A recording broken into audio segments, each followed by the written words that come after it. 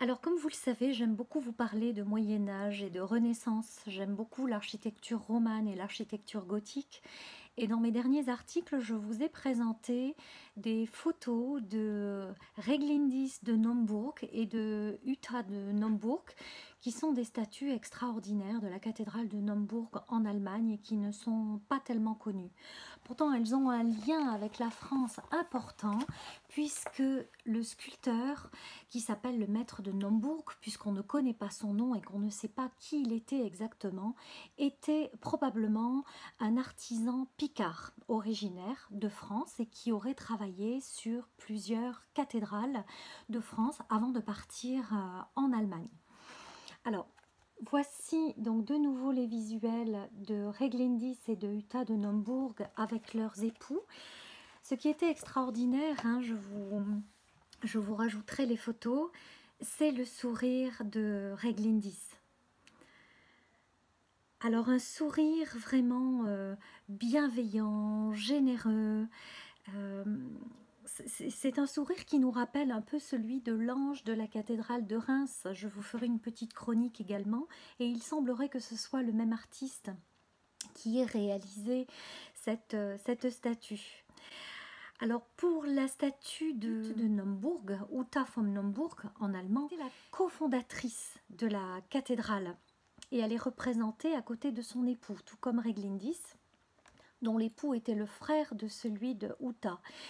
Ce qui est très intéressant dans ces visuels, et vous l'avez remarqué, c'est la manière dont le col du manteau d'Ut est donc relevé. On le voit très bien ici. Et on nous précise bien que Disney se serait inspiré de cette statue pour créer la marâtre de Blanche-Neige. Alors, je vous donne quelques éléments supplémentaires. Cette sculpture est l'œuvre du maître de Naumbourg et date des années 1243 et 1249. Elle appartient à une époque culminante de la statutaire gothique qui s'est développée en Allemagne à partir de 1200 environ. Elle se caractérise plus qu'à l'époque romane par une figuration plus marquée de la personnalité et s'attache à dépeindre une beauté noble, sereine et un reflet d'une âme élevée. Elle est aussi plus humaine. Le maître de Naumbourg ne dédaigne pas, par exemple, représenter d'autres statues esquissant un sourire. Il présente ici une jeune femme belle, au nez droit, fin, le regard limpide et franc, légèrement tourné de côté vers le maître-autel, lieu de la présence de son Seigneur, avec une petite bouche dessinant une légère moue pour donner une idée de caractère décidé. Le maître excelle à faire deviner la psychologie des personnages figurés, dont celui-ci par un détail de l'expression du visage humain ou de maintien. Le fait de placer dans le cœur des statues individualisées des fondateurs et des hauts personnages laïques est assez inhabituel et nouveau, la tradition étant de n'y placer que le Christ, la Vierge ou les saints. Il semble que le maître de Naumbourg soit à la fois le sculpteur mais aussi l'architecte de la cathédrale, ce qui explique ce parti pris dans la construction. La jeune femme représentée a la tête ceinte d'une couleur de fleur de lys sertie de pierres précieuses et de perles par-dessus sa coiffe à bandeaux de lin, et cela caractérise les femmes mariées du XIIIe siècle recouvrant leurs cheveux, les oreilles et le menton.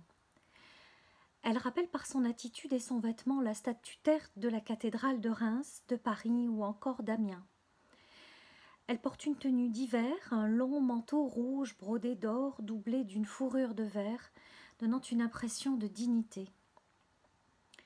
Il recouvre une sorkaine de soie d'un rouge plus pâle que le manteau, avec une broche d'or agrafée à la gorge. La margravine, c'est-à-dire l'équivalent de la marquise en français, au niveau des titres, a le bras droit dissimulé sous le manteau. Elle replie l'avant-bras vers le haut pour atteindre son col de la main que l'on devine sous l'étoffe dans un geste élégant et plein de retenue. Sa main gauche aux doigts fuselés et bagués tient le pan du bas de son manteau relevé sur la taille. Elle est représentée en statue en pied avec son époux Eckhard II de Mesny. Le maître de Naumbourg a saisi la différence des structures, des étoffes, des filigranes et des détails de l'anatomie avec une précision extraordinaire. L'arrivée de la photographie dans la seconde moitié du XIXe siècle a contribué à populariser la beauté de cette statue qui a souvent représenté l'idéal de la beauté féminine allemande pour les générations précédant notre époque. Lorsqu'Umberto Eco répond à la question de savoir qui personnalise le mieux la beauté féminine, il affirme que c'est sans aucun doute pour lui Uta de Nombourg.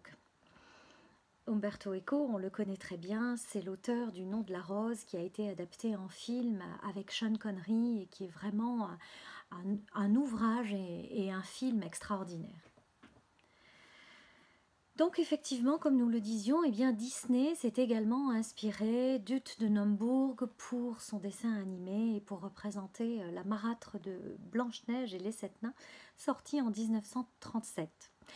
Alors beaucoup d'entre vous ont fait des commentaires sur la polychromie que l'on aperçoit encore sur ces statues. Alors il faut savoir que dès l'époque gothique, l'ensemble de la statutaire en France, en Allemagne, en Europe, était peinte et colorée. Mais que là, dans ce cas de figure très précis, il y a eu une restauration au XVIe et XVIIe siècle, ce qui fait que les couleurs sont encore très vives et que probablement elles sont légèrement différentes des couleurs qu'il y avait au Moyen-Âge. Voilà.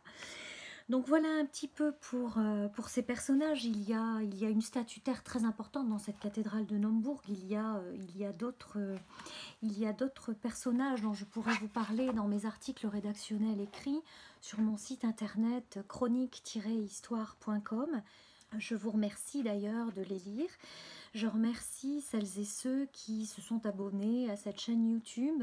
J'ai encore beaucoup de sujets à partager avec vous, notamment sur le Moyen-Âge, la Renaissance française et la Renaissance anglaise, où je vais avoir toute une petite série de vidéos que je vais vous partager.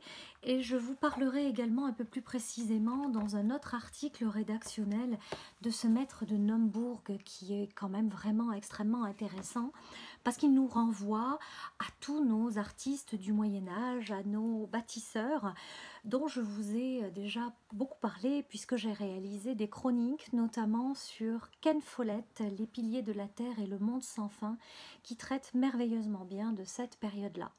Merci de votre écoute, je vous dis donc à très bientôt pour de nouvelles chroniques. Merci.